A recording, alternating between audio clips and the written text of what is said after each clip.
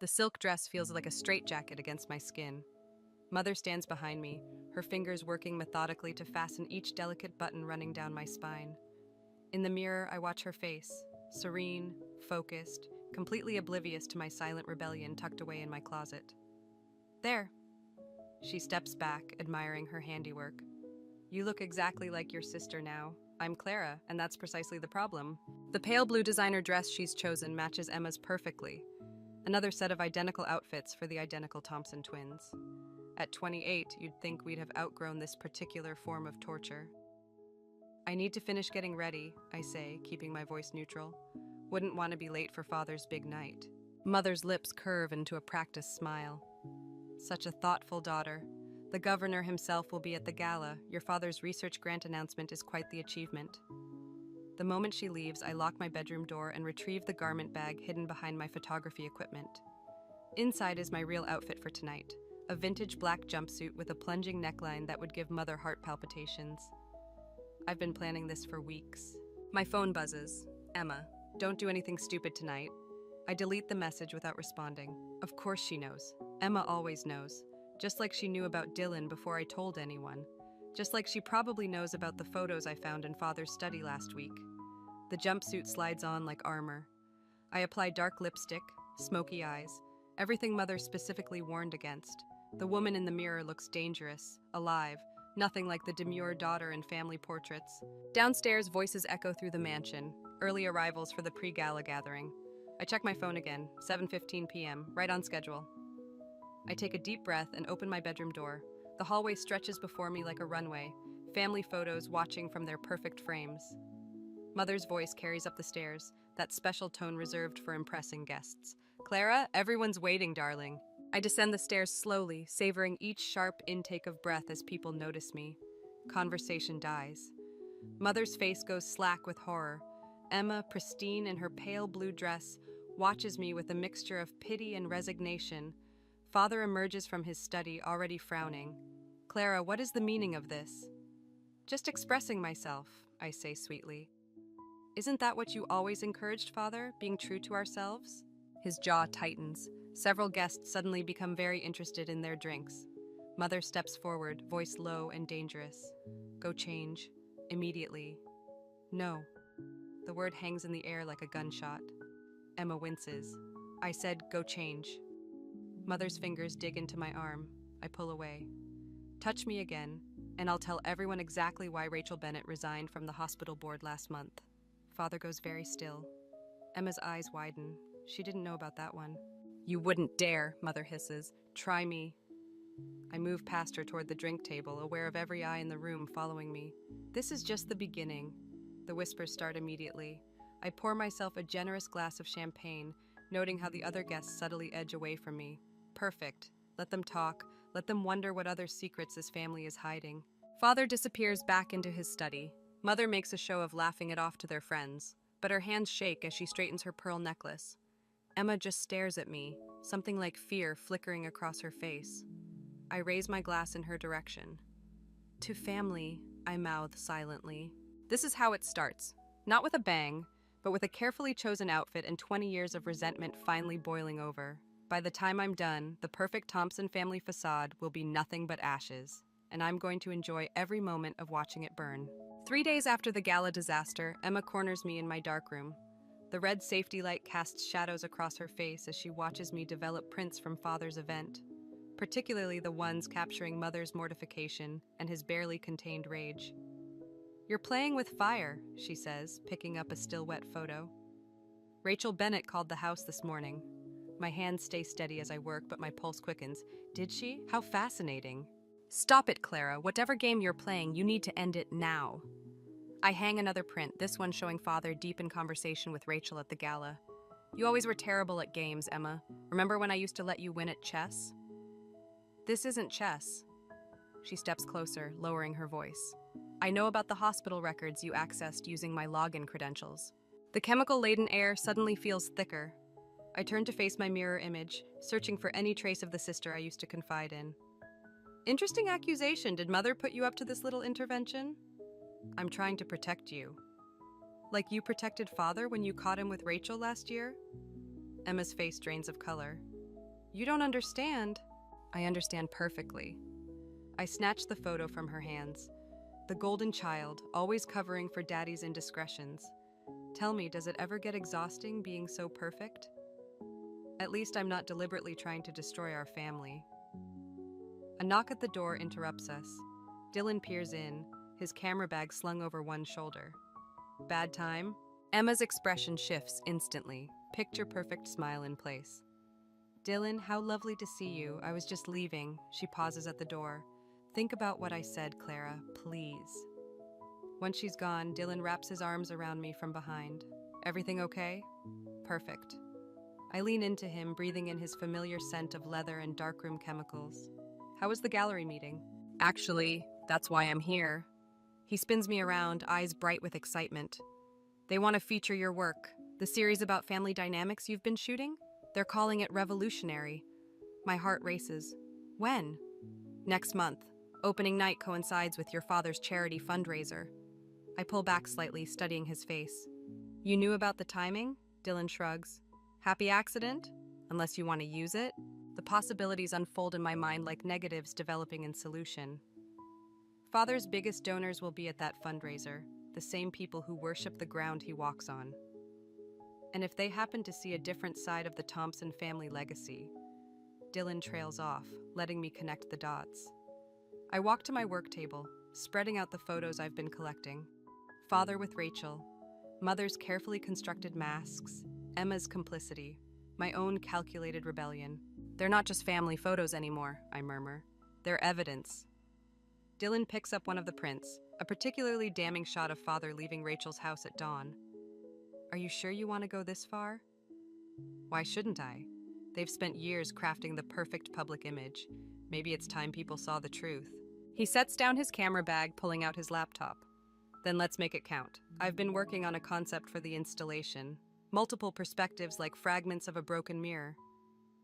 As he shows me his ideas, I feel something shift inside me. This isn't just about rebellion anymore.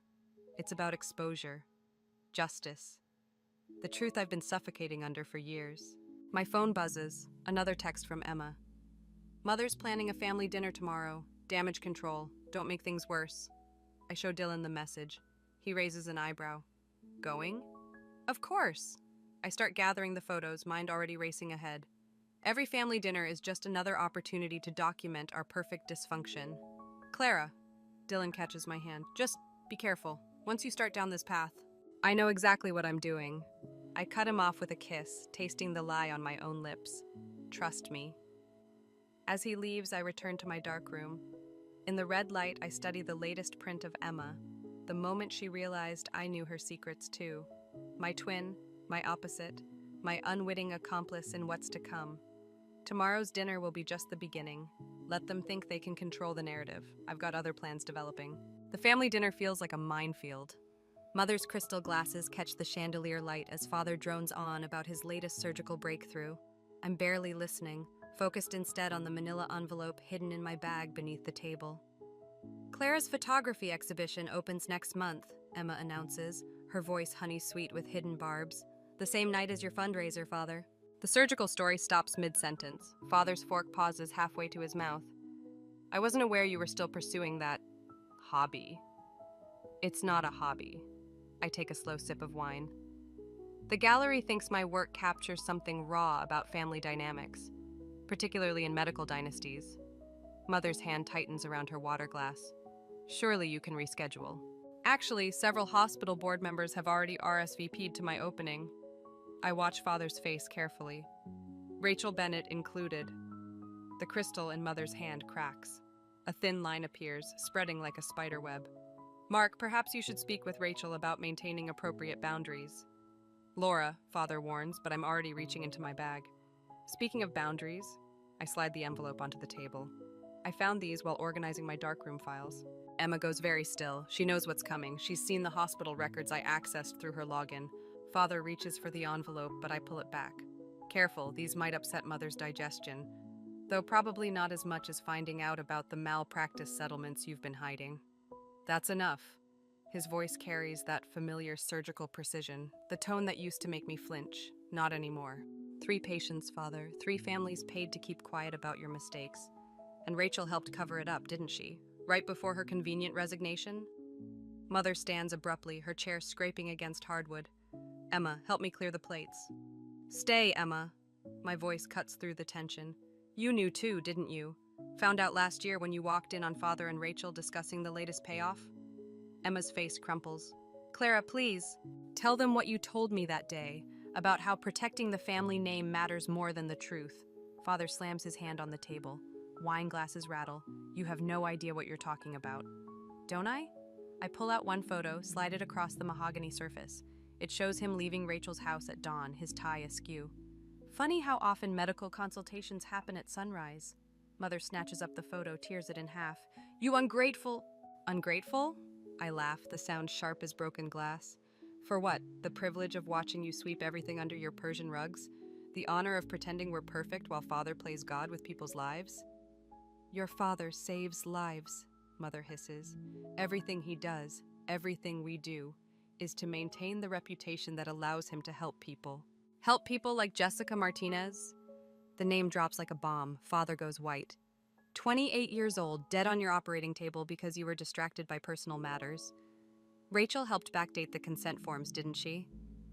Emma reaches for my hand. Stop this, you're hurting everyone. I pull away from her touch.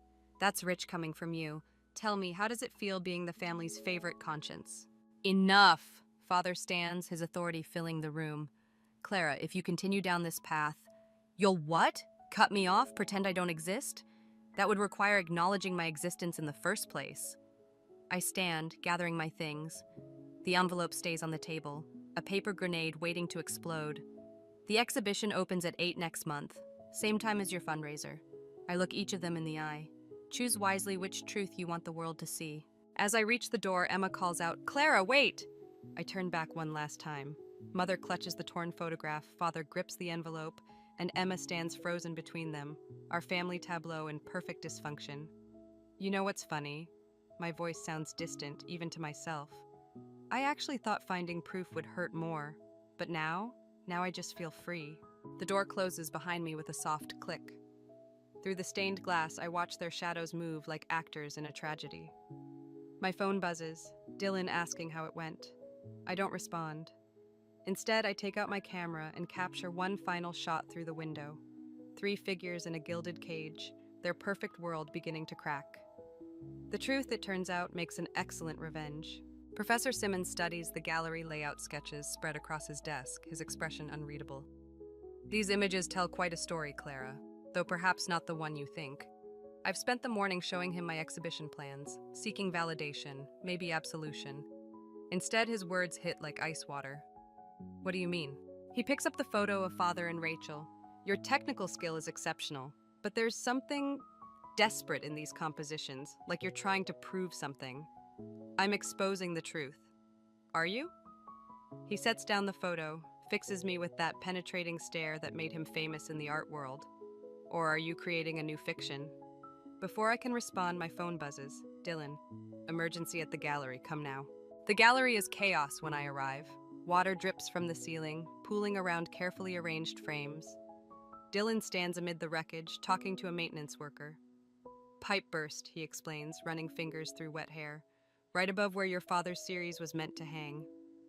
My stomach twists. Coincidence? The pipe was deliberately damaged. He lowers his voice.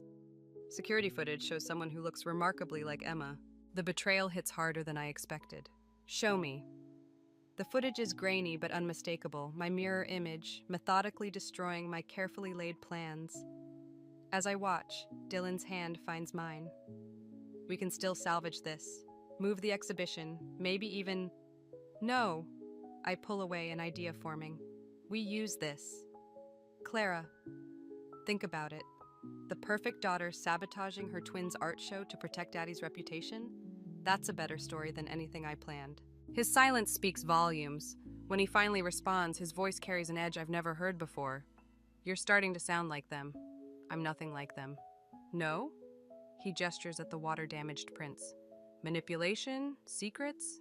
Seems pretty familiar. Before I can argue, Rachel Bennett walks in. She surveys the damage with clinical detachment, then turns to me. We need to talk. Dylan starts to protest, but I wave him off. Rachel leads me to a quiet corner, her heels clicking against wet concrete. Your father asked me to deliver a message. She hands me an envelope. Inside is a check with more zeros than I've ever seen. Walk away now. No exhibition, no expose, no more threats. He's trying to buy my silence? He's trying to protect you. Something flickers across her face. Pain, maybe regret. You don't know everything, Clara. About Jessica Martinez, about what really happened that day. I know enough. Do you? She pulls out her phone, shows me a photo I've never seen. My father, 20 years younger, standing with a woman who could be my twin. This was Jessica's mother. Ask yourself why your father can barely look at you. The world tilts sideways. I grab the wall for support, pieces clicking into place with nauseating clarity. Father's distance, mother's resentment, Emma's desperate need to be perfect. The truth you're chasing? Rachel's voice sounds far away. It's uglier than you imagine. Are you sure you want to destroy everyone to get it? I think of Professor Simmons's words about desperate compositions, about creating new fictions, about what we choose to see versus what's really there. The exhibition opens in 2 weeks, I say finally. Tell my father he can keep his money. And Rachel, next time he sends a messenger, make sure they don't have their own secrets to protect. Her composure cracks, just for a moment. She leaves without another word, her exit as precise as her entrance. Dylan appears at my side. You okay? No. I look at the ruined gallery, at the fragments of the story I thought I was telling. But I will be. I pull out my camera, start photographing the destruction. Water droplets catching light. Damaged frames creating new patterns. The story changing shape before my eyes. What are you doing? Dylan asks. Rewriting the narrative. I adjust the aperture, focus on a torn photograph floating in a puddle. Father's face bisected by the tear. They want to destroy my truth? Fine. I'll show them what destruction really looks like. The camera clicks, capturing the moment everything changes. Sometimes the best revenge isn't exposing secrets, it's creating new ones. The anonymous email arrives at midnight. Your sister isn't as perfect as she seems. Check the hospital's financial records, 2018. I've spent 3 hours digging through Emma's old files, my hands shaking as I piece together the truth. Patient records altered, prescriptions modified, money transferred to offshore accounts, all under Emma's login credentials. My phone lights up. Dylan. Where are you? The gallery opening's in 3 days. I ignore it, focusing on the screen. Emma's digital fingerprints are everywhere, but something feels off. The patterns are too obvious, too careless for my methodical twin. A soft knock makes me jump. Professor Simmons stands in my studio doorway holding a manila envelope. Interesting timing, he says, stepping inside. Your father just resigned from the hospital board. What? He hands me the envelope. Inside are photos, surveillance stills from the hospital parking garage. Emma meeting with Rachel Bennett, money changing hands, dates stamped in the corner, 2018. Where did you get these? Your partner's quite resourceful. Simmons studies my reaction. Dylan's been gathering evidence for months, though I suspect he's not just doing it for you. The pieces click together with sickening clarity. Dylan's sudden interest in my family drama, his push for the exhibition, the convenient timing of every revelation. He's writing a book, I whisper. Simmons nods. True Crime Expose, The Thompson Legacy, Medicine, Murder, and Money. Quite the catchy title. My phone buzzes again. Emma. We need to talk now about Dylan. The drive to Emma's apartment feels surreal. She opens the door before I knock, pulls me inside. Her perfect composure has cracked, hair disheveled, eyes red. I tried to protect you, she says. Everything I did was to protect you. By falsifying records? By keeping father's secrets, she paces, agitated. Rachel threatened to expose everything, about Jessica Martinez, about mother's breakdown, about why he can barely look at you. I couldn't let that happen. So you paid her off. I created a paper trail, made it look like embezzlement. She stops, faces me. But someone else accessed those records recently, using my credentials. The anonymous email burns in my pocket. Dylan. He's been playing us both, Clara, setting us against each other while he builds his story. She pulls out her phone, shows me an email. His publisher contacted father yesterday, offered to bury the story for a price. My carefully constructed revenge plot crumbles. I've been so focused on exposing my family's lies, I missed the betrayal right beside me. The exhibition is exactly what he needs. Your photos, your testimony, your pain, all perfect material for his book. Emma's voice softens. You're not the only one seeking revenge, Clara. My phone buzzes. Dylan again. Where are you? We need to finalize the gallery layout. What are you going to do? Emma asks. I look at the surveillance photos, at the evidence of my sister's desperate attempt to protect our family, at the proof of Dylan's manipulation. Change the narrative. I start deleting files from my laptop, my hands steady now.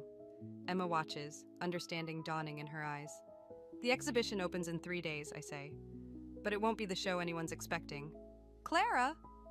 You protected me once. I meet her gaze, my mirror image, my opposite, my ally. Now it's my turn. My phone buzzes one last time. Dylan. Everything okay? I type back. Perfect. Just making final adjustments. This story needs the ending it deserves. Emma picks up one of the surveillance photos, studies it. We're still lying, still manipulating. No. I take the photo, tear it in half. We're finally telling the truth, just not the one they're expecting. The torn pieces flutter to the floor like autumn leaves. Outside, storm clouds gather. In 3 days, everything changes.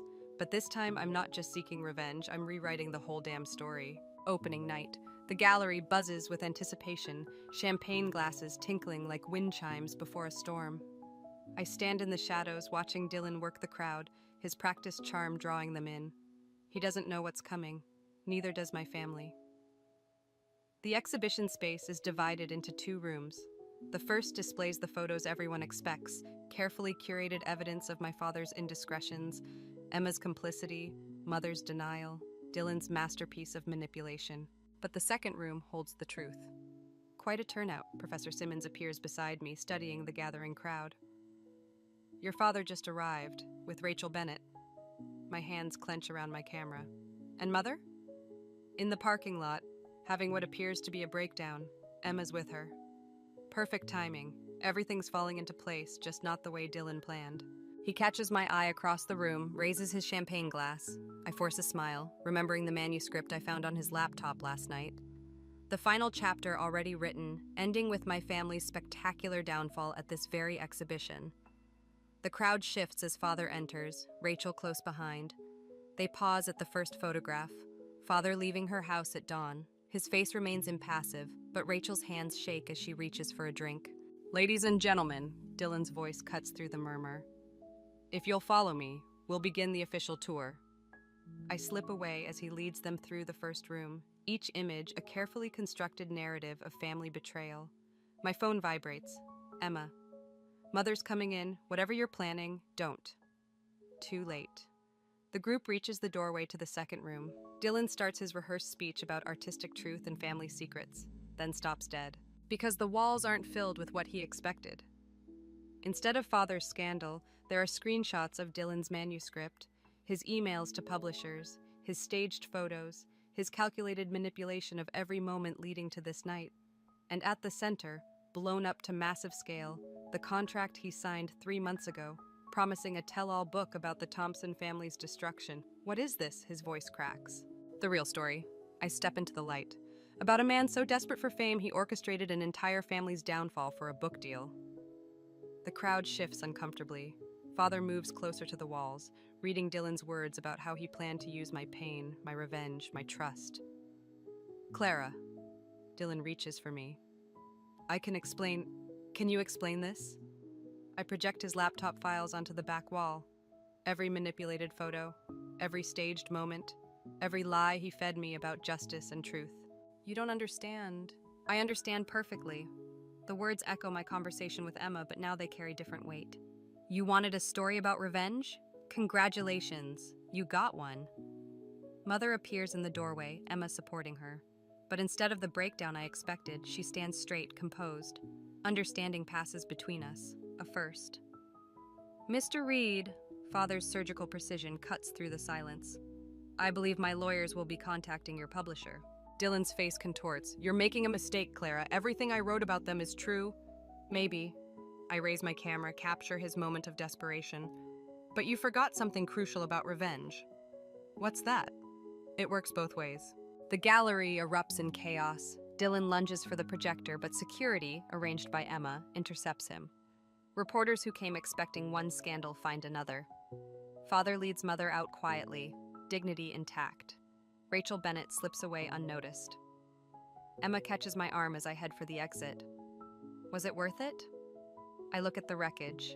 My relationship, my exhibition, my carefully planned vengeance all turn to ash. Ask me tomorrow. Clara, Dylan calls out as security escorts him past. You'll regret this. I'm not the only one with secrets. He's right. There are still unopened doors, untold truths, Father's connection to Jessica Martinez, Mother's hidden past, Emma's own manipulations, but standing in the ruins of my revenge, watching the man I loved being led away in handcuffs, I realized something devastating. I've become exactly what I hated, someone who destroys lives in the name of truth. The camera feels heavy in my hands. One last photo to take, my own reflection in the gallery window, unrecognizable in the dark glass. Tomorrow, the real damage will begin. Tonight, I stand alone in the aftermath, wondering if revenge ever brings the freedom we think it will. The police release Dylan at dawn. I watch from my car as he emerges, disheveled but defiant. He spots me immediately, as if he knew I'd be waiting. Come to finish what you started? He slides into the passenger seat, smelling of stale coffee and defeat. Why Jessica Martinez? His laugh is hollow. Finally asking the right questions. Answer me. Your father didn't kill her. Dylan pulls out his phone, shows me a photo I've never seen. Father kneeling beside a hospital bed, holding the hand of a woman who could be my twin. He tried to save her, but Rachel Bennett? She made a mistake during surgery. Your father covered it up. The steering wheel feels cold under my fingers. And Emma knew? Emma found the records, created a paper trail pointing to your father instead of Rachel, protecting the family name, she said.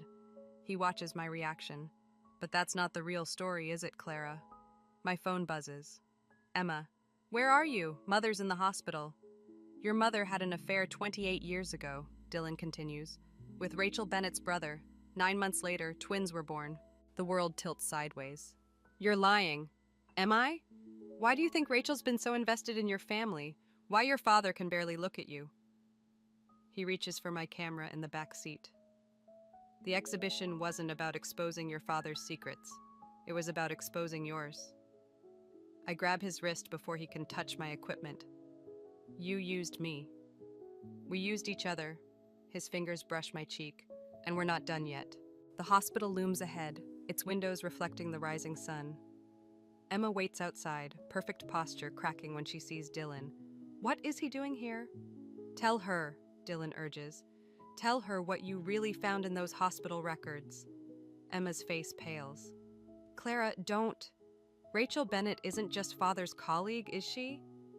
The words taste like ash. She's our aunt. The morning air grows thick with unspoken truths. Emma's hands shake as she reaches for her phone. Mother's asking for you, she whispers. Both of you, a voice adds. Rachel Bennett stands in the doorway, looking older than I've ever seen her. It's time you knew everything. Dylan moves to follow, but I block his path. This isn't your story anymore. Everything's a story, Clara. His smile turns cruel. And this one's far from over. Inside, Mother lies small against white sheets. Father sits beside her, head bowed, the perfect family portrait finally cracking. I wanted to tell you, Mother starts. Save it. I pull out my camera, start documenting. Click. Father's flinch. Click. Emma's tears. Click. Rachel's guilt. Let's hear the truth for once. Your father isn't Mark Thompson. Rachel's voice fills the silence. But he chose you both anyway. Chose this family, despite everything. Chose to lie, I counter. Chose to love, Father speaks finally. Even when it broke him. Emma reaches for my hand. For once, I don't pull away. The exhibition, Dylan calls from the doorway. Opens again tonight, new photos, new story, your choice, Clara. The camera weighs heavy in my hands, a lifetime of captured lies frozen in silver and light. You want revenge? Rachel steps forward. Take it, destroy everything, but ask yourself, what will you have left? My phone lights up with notifications. Dylan's already posting teasers online, feeding the scandal. The Thompson family legacy unraveling in real time. Click. Mother's resignation. Click. Emma's determination. Click. Father's quiet dignity. Clara, Emma's voice breaks. We're still sisters. That truth hasn't changed. The morning sun catches my lens, creating prisms across the hospital room. Through the viewfinder, I see us all clearly for the first time, broken, flawed, but still somehow family. I lower the camera. You're right, I tell Dylan. Everything's a story. But this one's mine to tell. His face darkens. You'll regret this. Maybe. I delete the morning's photos one by one, but at least it'll be my choice. The door closes behind him with finality.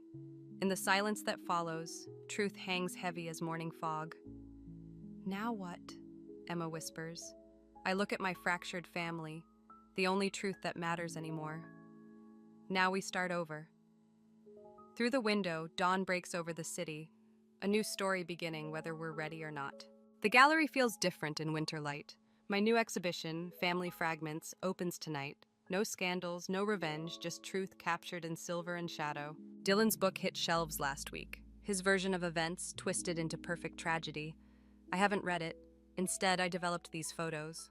Father teaching Emma to suture oranges when we were 10. Mother's hands braiding my hair before dawn.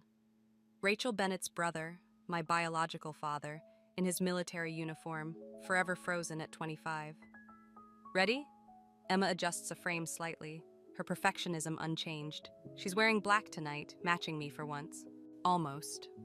I check my phone. No messages from Mother. She's still in treatment, learning to live with her own truths. Father visits her daily, proving love survives even when perfection shatters. Professor Simmons arrives first, studying each image with careful consideration. "You've found your voice," he says finally, though perhaps not the one you expected. Nothing turned out as expected. I watch the gallery fill with familiar faces, hospital staff, university colleagues, even Rachel Bennett, standing before a photo of her brother with quiet dignity. The centerpiece catches everyone's attention, a triptych of the Thompson family, past, present, future. In the middle panel, Emma and I stand back to back, mirror images finally embracing their differences.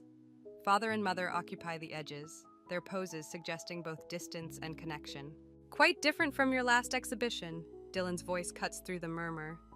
He looks expensive, successful, his book tour clearly paying off. Though I suppose truth sells better than revenge. You'd know. I turn to face him. How's the sequel coming along? There's always more stories to tell. He gestures to the photos. Like why Rachel Bennett really left the hospital, or what happened to all that missing money. Some stories aren't yours to tell. Everything's a story, Clara, you taught me that. Emma appears between us, steel beneath her smile. The press would love to hear about your creative writing process, Dylan, especially the part about fabricating evidence. He retreats, but his words linger. There are always more secrets, more vengeance waiting in the wings. The cycle never really ends. Father arrives last when the crowd has thinned. He stops before each photo, taking his time. I watch him discover our family through my lens. The pain, the love, the complicated truth of who we've become. Jessica would have been proud, he says finally. You never talk about her. Some grief doesn't need words. He touches the frame holding her hospital photo. She knew, at the end, about Rachel's mistake, about your mother's affair. She made me promise to protect you both. By lying? By loving you enough to let you find your own truth. The gallery lights dim, signaling closing time. Emma helps the staff clear wine glasses, while Rachel and Father share a quiet conversation by the exit. Our fractured family, finding new ways to fit together. I pack up my camera, but pause at the triptych. Something catches my eye, a detail I never noticed while shooting. In each panel, despite everything, we're all leaning slightly toward each other, gravity pulling us back together, even as we try to break apart. Clara, Rachel approaches, holding an envelope. There's something you should know about your biological father. Not tonight. I tuck the envelope away unopened. Some truths can wait. The winter air bites as we leave. Emma links her arm through mine, a gesture from childhood that feels both foreign and familiar. Dylan's right, you know, she says. There are more stories, more secrets. Let them stay secret. I look back at the gallery, at the life I've captured in light and shadow. We have enough truth for now. Father holds the car door open, a small gesture, but one he never made before. Mother's empty seat between us speaks volumes about healing and time. My camera sits heavy in my lap. One last photo begs to be taken. Our imperfect family heading home through darkness, finally facing the same direction. But some moments don't need capturing. Some truths live better in memory than film. The city lights blur as we drive. Behind us, the gallery stands dark, my fragments of truth waiting for tomorrow's viewers. Ahead, more stories wait to be discovered, more secrets to be kept or shared. For now, this is enough, this delicate balance of truth and silence, revenge and forgiveness, family and freedom. For now, we drive home together through the gathering night. I stared at Adam's phone, my fingers hovering over the screen. The text from his mother glowed accusingly. Found the perfect property, darling. 4 bedrooms upstairs for us, plus that mother-in-law suite we discussed. Lauren will come around once she sees it. My name is Lauren, and I wasn't going to come around to anything. The living room suddenly felt too small. The walls of our apartment closing in like a trap. 3 years of marriage, and somehow I'd missed the signs that my mother-in-law was plotting to merge our households into some twisted multi-generational nightmare. "Hey, babe," Adam's voice drifted from the kitchen. "Have you seen my phone?" I took a screenshot and sent it to myself before placing his phone back on the coffee table. "It's out here." He appeared in the doorway, dish towel in hand, wearing that easy smile that usually made my heart skip. Now it just made my stomach turn. "Thanks. Mom's been trying to reach me about something." "Oh? Anything interesting?" He grabbed his phone, scrolling through messages. I watched his face, waiting for any flicker of guilt or hesitation. Nothing. Just that same pleasant mask he wore whenever he was about to lie to me. Just some real estate stuff she's looking into. Actually. He sat down beside me, close enough that our thighs touched. "I've been meaning to talk to you about that. Mom's thinking about downsizing." "Downsizing into our lives, you mean?" His smile faltered. "It's not like that. She's just floating ideas about pooling our resources. Think about it. We could afford a much nicer place if we combined households." I stood up, needing distance. "When exactly were you planning to consult me about this life-changing decision?"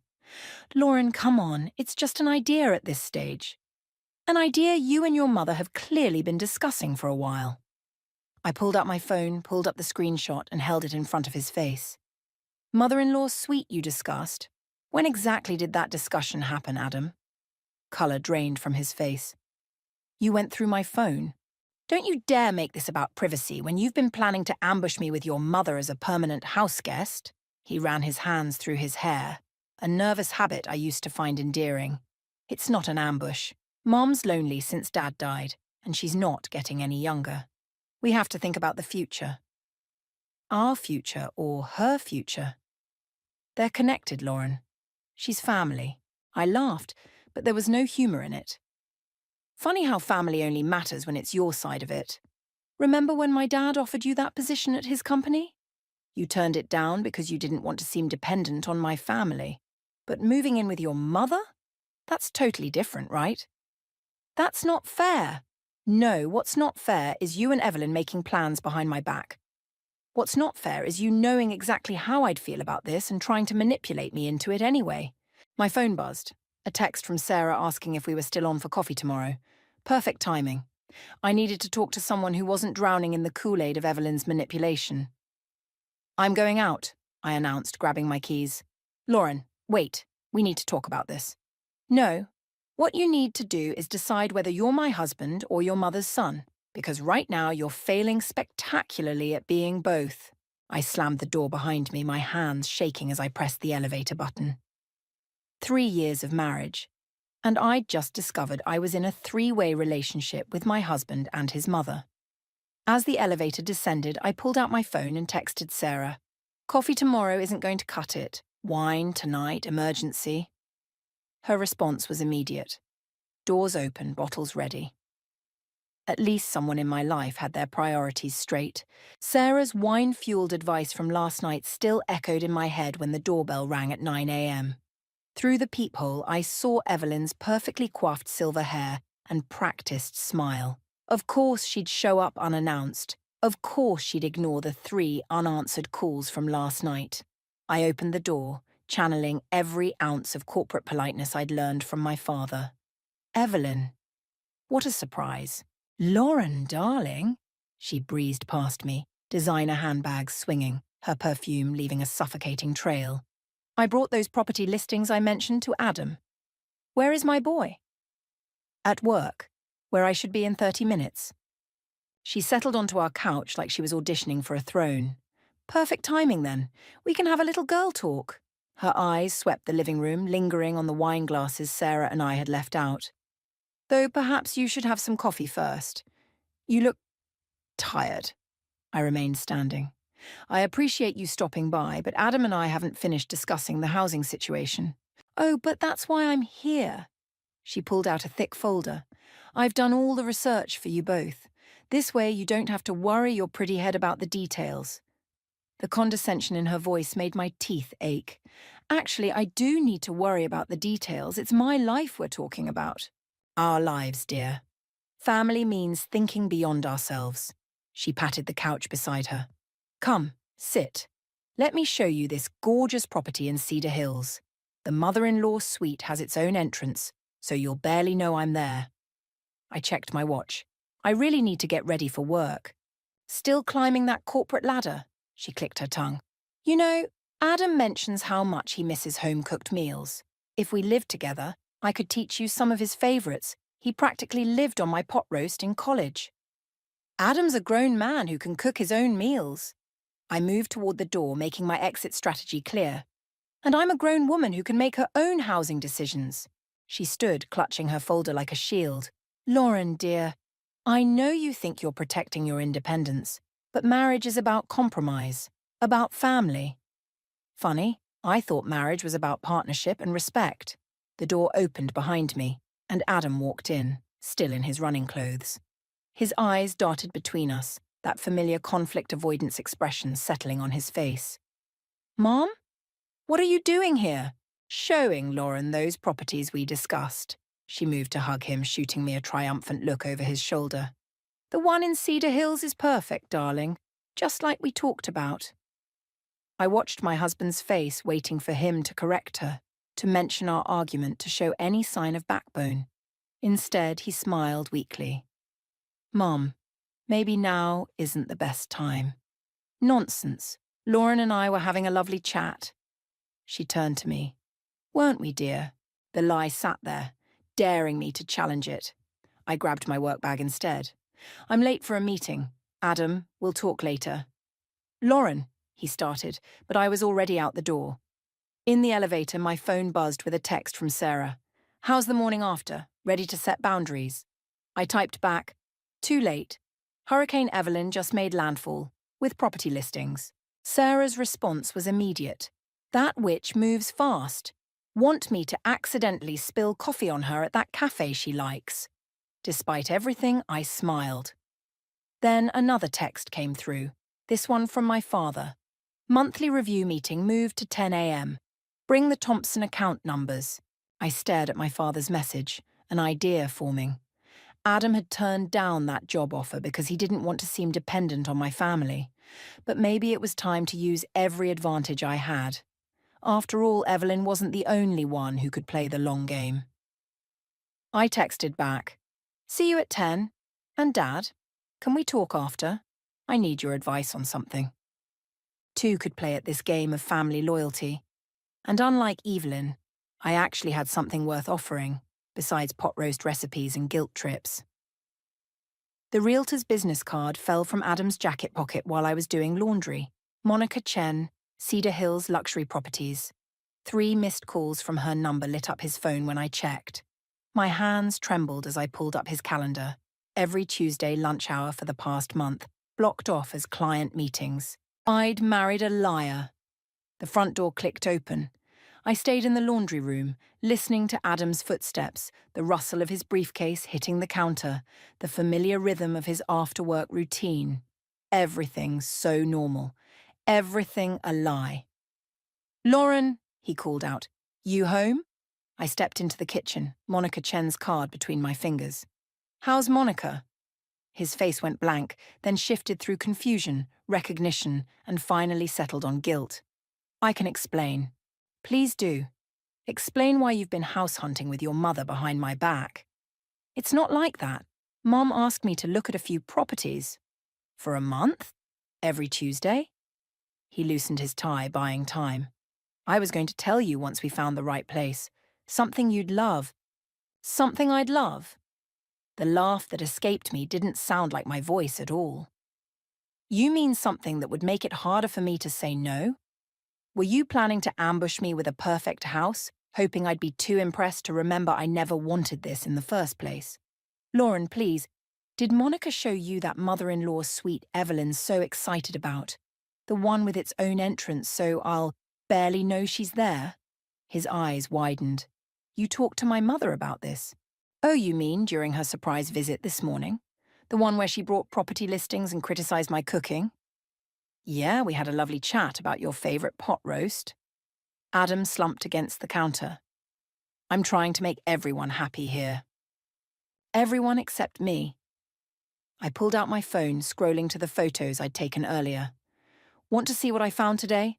The mortgage pre-approval letter in your email, the floor plans you and Evelyn have been discussing, the furniture catalogue with your mother's notes about what would look good in our new living room. Each revelation hit him like a physical blow. You went through my email. Funny how that bothers you more than lying to your wife for a month. I wasn't lying, I was... He ran his hands through his hair. Mom's lonely. She's not getting younger. She needs us. No, she needs control. And you're giving it to her at the expense of our marriage. That's not fair. Fair? I slapped the realtor's card on the counter. You know what's not fair? Planning a future that affects my life without including me in the discussion. Making decisions about our marriage with your mother instead of your wife. Lying to my face every Tuesday while you played house with Monica Chen. His phone buzzed, Evelyn's face lighting up the screen. Of course. Go ahead, I said. Answer it. Tell her how unreasonable I'm being.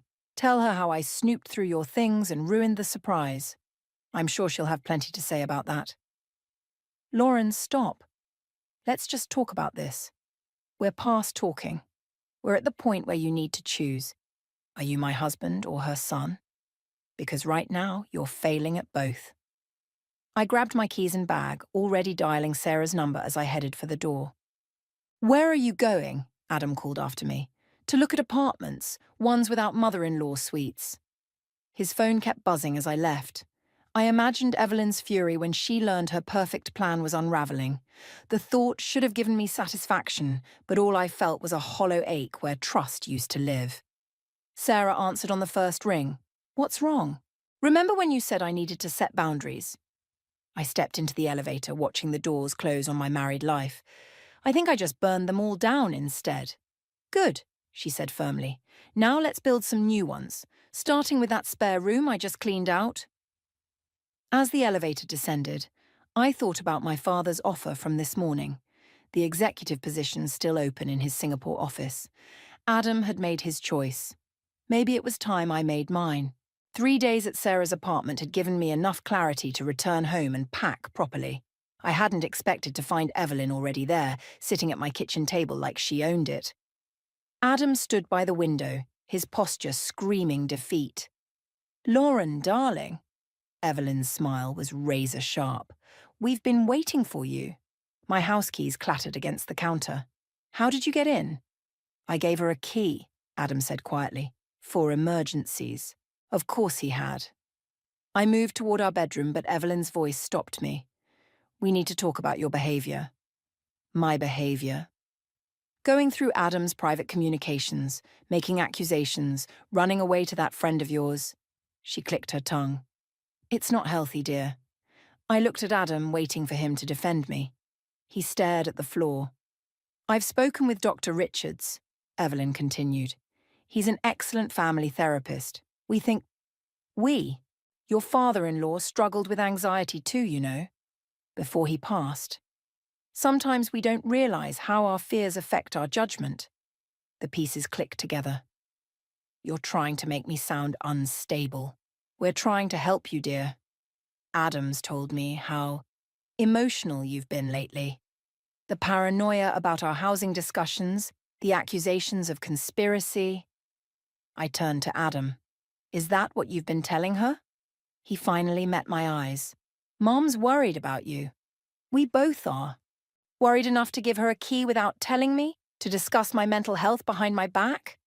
See, Evelyn gestured toward me. This defensive behavior, these persecution delusions. Get out. My voice was steel. Lauren, both of you, get out of my house. Evelyn stood clutching her designer handbag like a shield. Adam, darling, perhaps we should… No. I pulled out my phone.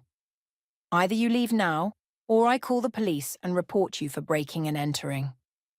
I have a key, Evelyn said smugly, given to you without the knowledge or consent of one of the legal residents. Try explaining that to the officers. Adam stepped forward. Lauren, you're overreacting. Am I? Because from where I'm standing, my husband gave his mother unauthorized access to our home and then conspired with her to make me sound mentally unstable. What's next? Having me committed so you can move her in while I'm gone. The flash of guilt across their faces stopped my heart. Oh my God. I backed away from them. You actually considered it. Not like that, Adam protested. Mom just mentioned that if you needed help. If you don't leave right now, I said, my finger hovering over the emergency dial. I'm calling both the police and my father's lawyers. Your choice. Evelyn gathered her dignity around her like a cloak. We're trying to help you, dear. When you're thinking more clearly. Now, they left. Evelyn first. Adam lingering in the doorway. Lauren, please! I slammed the door in his face and doubled over, fighting for breath. My phone buzzed. A text from Sarah. Everything okay? You've been gone a while? With shaking fingers, I replied, Need you to come over. Bring boxes. Lots of them. Then I called my father. Lauren? He answered on the first ring. I was just about to call you about that Singapore position. Dad. My voice cracked. Remember when you said I could always come home if I needed to? A pause. Then, I'll send the car. Pack what you need for now. We'll handle the rest later. I looked around the apartment, my home for 3 years, now tainted by betrayal. On the kitchen table, Evelyn had left a business card. Dr. Richards, family counselling. I flipped it over. She'd written on the back, For your own good, dear. My phone buzzed again. Adam, please come home. We can talk about this. I typed back, You're right. I am emotional. Emotional enough to make sure everyone knows exactly what you and your mother planned. Starting with your boss. Then I blocked his number and started packing. Some things didn't need family therapy to fix. Some things just needed a clean break and a one-way ticket to Singapore. Michael cornered me in the office parking garage 3 days after I'd moved into my father's guest house. Lauren, wait, please. I kept walking, but he matched my stride. Whatever Adam told you. He didn't send me. Michael stepped in front of my car door. But I know what they were planning. The intervention, the therapy, all of it. My hand tightened around my keys. And move. You need to know something. Evelyn's been talking to Human Resources. She's building a case about your mental state affecting your work performance. The world tilted sideways. What? She's friends with Janet in HR. They're documenting every time you've been late, every meeting you've missed, trying to establish a pattern of erratic behavior. I thought of the times I'd rushed to work after Evelyn's surprise visits, the meetings I'd rescheduled while dealing with Adam's deceptions. How long have you known? I overheard them last week at Adam's birthday dinner, the one you missed because you were being difficult. He made air quotes, his face grim. That's when I realized how far this had gone. And you're telling me this now because? Because I saw the paperwork on Janet's desk this morning. They're building grounds for a psychiatric evaluation. Adam's already signed something. My stomach lurched. I fumbled with my phone, pulling up my father's number. Don't! Michael grabbed my wrist. They're watching your communications with your father. Any reaction plays into their narrative of you being unstable. I jerked away from him. Why should I trust you? Because I've known Adam since college and I've never seen him like this. Evelyn's got him convinced she's protecting you from yourself. He actually believes it. My phone buzzed. A text from Adam. Can we talk? Mom's worried about your relationship with your father, says it might not be healthy. Another buzz. Evelyn. Darling, Dr. Richards has an opening tomorrow. Adam and I will pick you up. Delete those, Michael said quietly. Delete everything. Get a new phone, new email. They're documenting everything. I stared at the messages, seeing them with new eyes. Every response could be twisted, every reaction used against me. Why are you helping me? Because I watched Evelyn do this to Adam's father. The concerns about his mental health, the documented episodes, the family therapy that turned into residential treatment. By the time he died, she had control of everything. Cold clarity washed over me. She's not getting control of me. No, Michael agreed.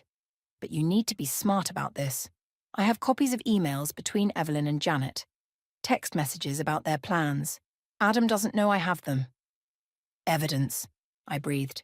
Enough to take to the board. But you need to wait. Let them think they're winning. The moment they feel threatened, they'll accelerate their plans. I met his eyes. Why didn't Adam ever tell me about his father? Because he doesn't remember it the way it really happened. Evelyn's very good at rewriting history. My phone buzzed again. Sarah. Emergency. Adam just showed up at my place looking for you. Evelyn's with him. They're talking about some intervention. Go, Michael said. I'll handle them here, but Lauren? He handed me a USB drive. Be careful who you trust. Even your father's company isn't safe until we expose this. I took the drive, feeling its weight like a lifeline. Thank you. Don't thank me yet. The worst is coming. Are you ready for that? I thought of Adam's betrayal, of Evelyn's schemes, of the life they'd tried to steal from me. They want to paint me as unstable? Fine. Let's show them what real instability looks like. Michael's smile was grim. Now you're thinking like someone who wants to win instead of just survive. I got in my car, already planning my next move. Evelyn thought she was playing chess. But she'd forgotten one crucial detail. In my father's company, I'd learned to play the long game too. And I had nothing left to lose. Time to show them exactly who they were dealing with. The board meeting was supposed to be my moment of triumph. Instead, I stood frozen as Evelyn walked in beside my father, both of them wearing matching expressions of concern. Lauren, Dad said softly, sit down, sweetheart. The USB drive felt heavy in my pocket. Michael's evidence, all the carefully gathered proof of Evelyn's manipulation, suddenly seemed childish. Amateur. Because there she sat, perfectly composed, while Janet from HR distributed thick folders to each board member. As you can see, Evelyn began, her voice dripping with maternal concern, the pattern of erratic behaviour has escalated significantly. I looked at my father. Dad, let them finish, Lauren. His eyes were tired, disappointed. Janet clicked through a PowerPoint presentation, screenshots of my texts to Adam, emails to Sarah about Evelyn's schemes, my browser history researching gaslighting and psychological manipulation. All of it twisted, reframed, transformed into evidence of paranoid delusions. The stress of her position, combined with these conspiracy theories about her mother-in-law, Janet paused meaningfully. We're concerned about liability. This is insane. I pulled out the USB drive. I have proof. Of what, dear? Evelyn's smile was gentle, practiced. That I wanted to help my family stay close? That I worried about you working too hard, pushing yourself too far? You manipulated Adam, just like you did to his father. Lauren. Dad's sharp tone cut through the room. That's enough. I looked around the table at faces I'd known for years, people who'd watched me grow up in this company, all of them carefully avoiding my eyes. We've spoken with Dr. Richards, Evelyn continued. He's recommended immediate stress leave, followed by a comprehensive evaluation. The pieces clicked together. You're forcing me out. We're helping you, Dad said. Before you do something you can't take back. I laughed, the sound brittle, like expose how Evelyn manipulated her way into controlling her husband's medical decisions, like revealing how she's doing the same thing to Adam. You see? Evelyn's voice trembled perfectly. These paranoid accusations, these conspiracy theories. Tom, it's exactly what we discussed. Dad nodded slowly. Lauren, either you take voluntary leave and get help, or the board will have to consider more permanent solutions. You believe her? I stared at my father, this man who'd taught me everything I knew about business, about standing my ground. After everything, I believe you're not well. He wouldn't meet my eyes. And I believe I failed you by not seeing it sooner. The betrayal hit like a physical blow. I looked at Michael's empty chair, understanding too late. He'd never intended to help me. This had all been part of their plan, letting me think I had evidence, letting me walk into this meeting thinking I could win. Fine. I stood up, my chair scraping loudly. You want me gone? I'm gone. Lauren, please. Dad reached for me. Let us help. Help? I yanked away from him. Like you helped Adam's father? How did that work out for him, Evelyn? For just a moment, her mask slipped. Something cold and calculating flashed in her eyes. Security will escort you out, Janet said smoothly. Your personal items will be forwarded to your father's address. I looked at each face around the table, memorizing them. You know what the funny thing is? You actually think you've won. Lauren, Dad started. I quit. I pulled off my badge, letting it clatter onto the table. And when this all falls apart, when she turns on you like she turns on everyone, remember this moment. Remember you chose this. Security waited by the door. Professional, efficient, ready to remove the unstable element from the equation. I walked out with my head high, Evelyn's voice drifting after me. Poor dear. At least now she can get the help she needs. In the elevator, I pulled out my phone and sent one text to an unlisted number. Plan B. Then I deleted everything, just like Michael had suggested. He'd been right about one thing. I needed to be smart about this. Let them think they'd won. Let them think they'd broken me. They had no idea what I was capable of when I had nothing left to lose. The Singapore contract sat unsigned on my hotel desk when Adam's text arrived. We need to talk. Alone. No lawyers. 3 months of silence. And now he wanted to talk. I checked the time. 2 hours until the board meeting where my father would announce Evelyn's appointment as Chief Operations Officer. 2 hours before they thought they'd won completely. I met Adam at our old coffee shop. He looked terrible, thin, unshaven, with dark circles under his eyes. You're going to Singapore, he said. Not a question. Funny how news travels. I stirred my untouched coffee. Even to people who've blocked my number. Lauren, please, whatever you're planning. Planning, I smiled. I'm doing exactly what everyone wanted. Getting help, starting fresh, leaving the country. Isn't that the story? His hands shook slightly. Mum's been going through Dad's old medical records. Fascinating hobby. She's changing things, rewriting history. And now, with your father's company, he swallowed hard. I found documents on her computer, plans for restructuring, layoffs. She's going to gut everything once she's COO. I know. He blinked. What? I pulled out my phone, showing him the screen. Emails, bank records, medical documents, all meticulously gathered over 3 months by the private investigator I'd hired. The real reason for my unstable spending that Janet had so carefully documented. Your mother's not the only one who knows how to play the long game. But the board meeting starts in an hour, where your mother will accept her promotion in front of the press, major shareholders, and 2 federal investigators who are very interested in fraudulent medical records and embezzlement. The colour drained from his face. You planned this. No, Adam. Your mother planned this. I'm just better at it. I stood up. You should call your lawyer. He grabbed my wrist. Lauren, wait, I'm sorry for everything. I should have... Should have what? Believed me? Protected me? Been an actual husband instead of your mother's puppet? I pulled away. You're right. You should have. But you didn't. What happens now? Now? Your mother gets arrested for fraud. The company discovers mysterious accounting irregularities under her brief supervision. My father's reputation stays intact because he was deceived by a trusted employee. And you, I smiled. You get to explain to the investigators why your signature is on all those falsified documents. You're destroying us.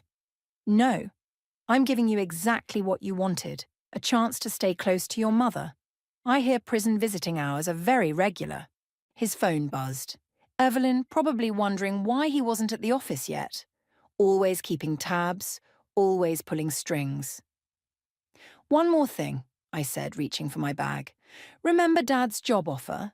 The one you turned down because you didn't want handouts? Turns out your mother convinced you to refuse because she was already embezzling from her last victim. Couldn't risk you getting too close to the books. Lauren, goodbye, Adam. Give your mother my best. I'm sure orange will suit her perfectly. I walked out into the sunlight, checking my watch. 45 minutes until the board meeting. My phone buzzed. A text from Sarah. Investigators in position. Press tipped off. Ready? I thought about Evelyn's smug smile in that last board meeting. About my father's disappointment. About Adam's betrayal. About all the careful, quiet moments of destruction they'd planned for me. Ready, I typed back. Then I added, save me a seat. I want to watch her face when she realizes nice girls don't always finish last. I flagged down a taxi to the office. My Singapore contract could wait another day.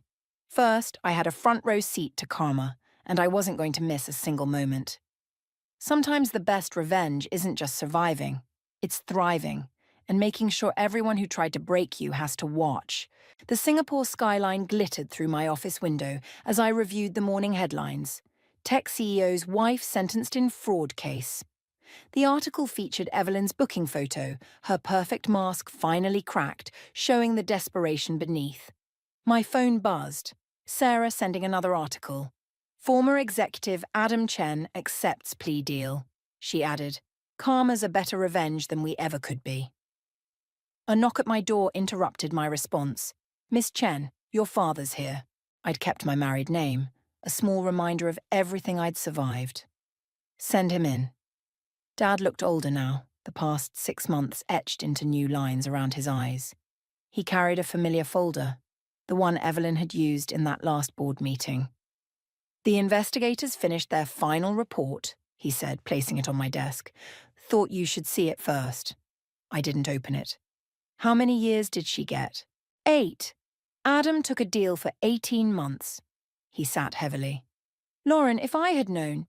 You believed what she wanted you to believe. We all did for a while. Not you. I had more to lose. I gestured at the Singapore office, my new team visible through the glass walls. Or more to gain, depending on how you look at it. He smiled slightly.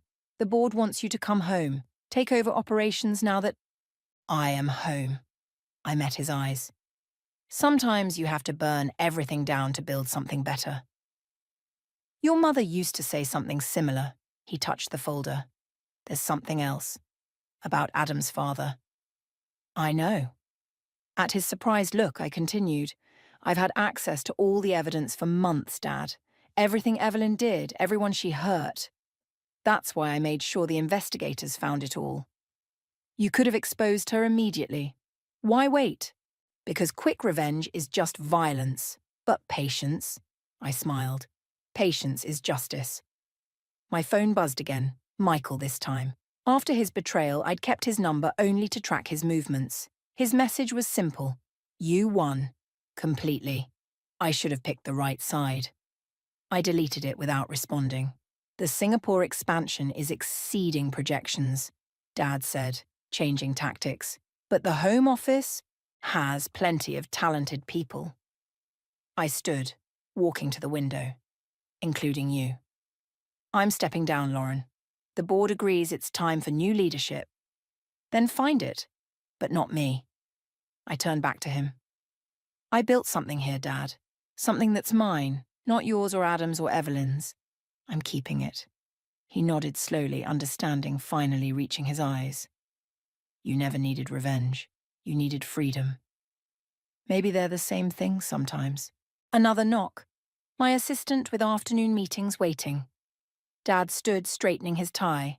Have dinner before I fly back? Next time, I said. I have plans tonight. After he left, I opened my personal email. The message I'd been waiting for had arrived. Confirmation of Adam's father's exhumed autopsy results. One last piece of evidence that would ensure Evelyn's 8 years became 15. I closed the email without forwarding it to the investigators. Some weapons you keep in reserve just in case. Some debts stay on the books, gathering interest. My phone buzzed one final time. A text from an unknown number. I underestimated you. E. I smiled, thinking of Evelyn in her prison cell, finally understanding what real powerlessness felt like. She taught me well in her way. Taught me how to play the long game, how to wait for the perfect moment, how to turn weakness into strength. I deleted her message without responding. Outside my office, my team waited with updates on our latest project.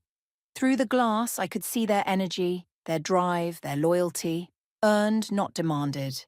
Sometimes the best revenge isn't destroying your enemies. It's building something they can't touch, becoming someone they can't control, and letting them watch from the sidelines as you thrive without them. I straightened my jacket and opened my office door. Time to get back to work. After all, success is a dish best served daily, with a side of indifference and a view of the future they'll never share.